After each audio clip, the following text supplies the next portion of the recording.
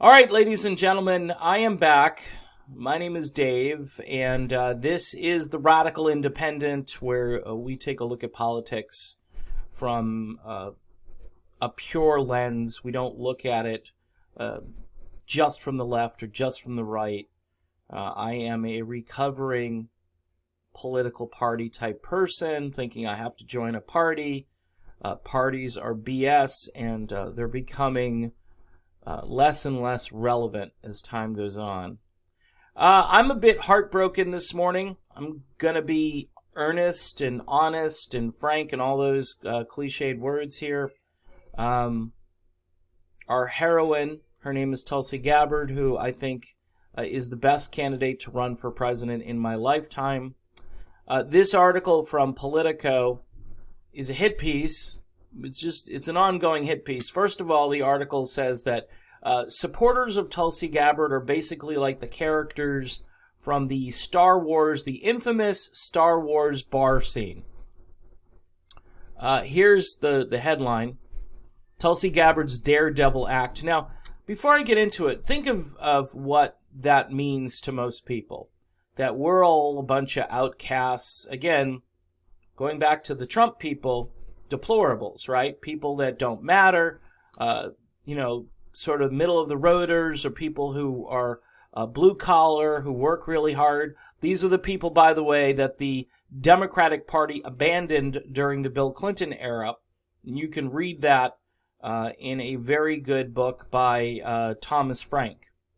All right, it's called Listen Liberal. And you'll find that abandoning working class folks was not a great long-term strategy. Trump ran on trying to get some of those people back. I don't know if he did. He may have as time goes on. Look, it's not that Trump is competent, by the way. It's the fact that all these other people are incompetent. You have two candidates offering something different: Bernie Sanders, Tulsi Gabbard. All right, let me read some of this here. Tulsi Gabbard's slashing debate performance is giving her presidential campaign a badly needed pulse and stoking a fury of speculation about what her end game is. So Politico here is basically saying, well, she's got no chance of winning, but wonder what her end game is. And it's amazing the things they come up with. Here they say she delivered a piercing, if inaccurate, appraisal of Kamala Harris. Okay, if it was so inaccurate, why did Kamala Harris not address the inaccuracies? She could have done it right on stage. She couldn't think on her feet. The glass jaw thing, everybody's talking about that. What's your comeback? Well, you're a Russian agent. You're a bot. You're Assad apologist. All of that stuff. And again, we're the ones, the normal people of this country who want something other than the two-party norm. I've noticed that.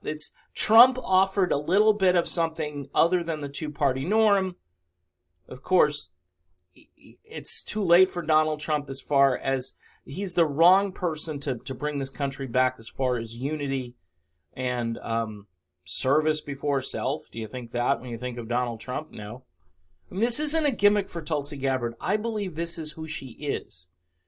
But when I get down to the key part of this article, I haven't said this in a while, you might want to grab some bubble wrap and some duct tape because your head might explode. And I love Tulsi. I love her. I'm going to offer Tulsi Gabbard my opinion. She can obviously, and some advice, and obviously my advice is free, so that's how much it's probably worth. It's all triggered a Parlor Game back in Hawaii. Who cares? Where the 4-term congresswoman is at risk of losing a primary for her House seat. That's because all the resistance Democrats have piled on, and there's a lot of resistance Democrats who want the status quo back. They don't want all this dialogue about anti-war. They don't want Tulsi not condemning Trump every hour and talking about impeachment. What they want is tribalism. Where, by the way, where very little gets done legislatively, and where the people who actually care about real issues, okay, those people have nowhere to go. Among the theories that she's angling for vice president or a cabinet post, that she's weighing a third-party run, which I'd love to see. And look, Tulsi Gabbard running as a third-party candidate, even if she lost, would be a political game changer. You would bring people in. You would have people looking at somebody who could... theoretically, she could win the presidency. Hey, look, Ross Perot, he was on his way in the early 90s, and then, honestly, it was the deep state, folks, in 1991 or 2, whenever that candidacy was derailed. And by the time it got back on the tracks, it was too late. It had the desired effect. She's looking to land a contract as a TV talking head while plotting her next move. I can't... If Tulsi Gabbard turns into this, then she would be the world's greatest con artist. Because I don't see it. I do not see this at all. And like I said, this is a hit piece. So they're positing all of this ridiculousness so I can get discouraged. But I'll tell you where I'm going to get discouraged. It's coming up. People are concerned that even if she drops out of the presidential race and runs for her seat again, the second something else comes up, she'll abandon. And this is crap. Tulsi Gabbard, what do you mean something else comes up? You mean the fact that she wants to save the country? It's like all these people back home, like, you can't run for another political office. No, you have to, you know how you need to do it? You need to be like Joe Biden, you need to, or somebody else who isn't representing anybody anymore. You just come out of nowhere and become a presidential candidate and get lots of money from big money donors who don't care a rat's rear end about you and I. In other words, that her run for the president is the precursor to her run for whatever, said former Hawaii Governor Neil Abercrombie, who is backing her primary challenger. Shocker. And isn't the only one wondering what Gabbard's objective is. Gabbard's objective, I believe, is to win the presidency. And the fact that she's making headway creates articles like this one I'm reading here. And this is from Politico. This isn't, Mother Jones or some stupid publication that just completely, they're just dyed-in-the-wool tribalism. This is something of, I would say center-left commentary, but just slightly to the left, where their articles are all... This half of this is a conspiracy theory, by the way. And should articles like this be banned? Because we've been told that you can't have... This is a conspiracy theory, what they're positing here. And they're allowed to print it and throw it out there. And this is mainstream news because it comes from Politico. He added, people think she's going to get a job in the media. Who? This is the first time I've ever heard this. All right, and this is the paragraph that has kind of driven me a little off the rails today. Gabbard stressed that she's in the presidential race to win and wouldn't mount a third-party spoiler campaign. And here are the words that, again, grab the duct tape and the bubble wrap. I will support the eventual nominee to defeat Donald Trump, she said at an event Tuesday in New York. And I'm working hard to make sure that nominee is me. All right, so it's a two-part thing. I've seen some Tulsi people say this is why we've really got to support Tulsi, because if the nominee's not her, we're all screwed. And yeah, yeah. And look, I can see why she has no desire to completely upend the political establishment. We learned that Bernie has no desire. Look, folks, if this doesn't pan out, I'm going to be looking for Green Party, for libertarians, for anybody who isn't the political establishment. All right? And I know it's a long shot, but this is a movement. Tulsi has, whether she likes it or not, Tulsi has started a political movement. Bernie, too. I mean, you would have some Bernie-crats, some Tulsi-crats, some radical independents like myself, some people on the right who know that Donald Trump is sending the wrong message to the country, and his tone, and even if you like some of the things he's doing, if you like the economy that he's created and so forth, you just know in your gut, that this is not a good long-term strategy. It's polarizing. It's certainly not helping things like school shootings or bar shootings or whatever these shootings are wherever they're. I mean, you can't blame them on just one person, but certainly you can change your rhetoric. And Donald Trump doesn't empathize with anyone. He's not the empathizer in chief. Now, I don't want a president, by the way, whose specialty is just being a consoler. I want somebody who goes in and gets things done, which you will say, well, Trump does, but I don't like his whole thing is based on stoking people to get angry. And Tulsi Gabbard is just the opposite. She's based on trying to use love and aloha and service before self. That sounds nothing like what Donald Trump is promoting. And by the way, none of the other Democratic candidates for president are promoting, Marianne Williamson, maybe a little bit, promoting some kind of a spiritual component to their campaign, saying that we're a broken people, and we are. I give her credit for raising those issues. I just don't think she's a serious candidate for president. I think she's a nice lady, and I wish her well, but she's not. This isn't going to work for her. They go on. No, one thing is clear. No one would be talking about her if she didn't try to kneecap Harris. Now, again, she was right about Kamala Harris, and Kamala Harris's support has dropped, and good. Good. If it's the one, look, I hate to say it, if it's the one thing that comes out of Tulsi Gabbard running for president is that she destroyed Kamala Harris's chance of being president, okay, good. Now you'll say, well, you're going to get Biden, or you're going to get some other corporate show, get Elizabeth Warren, who talks like a progressive but will govern just like she would govern, I think, just like Hillary Clinton. That's my opinion.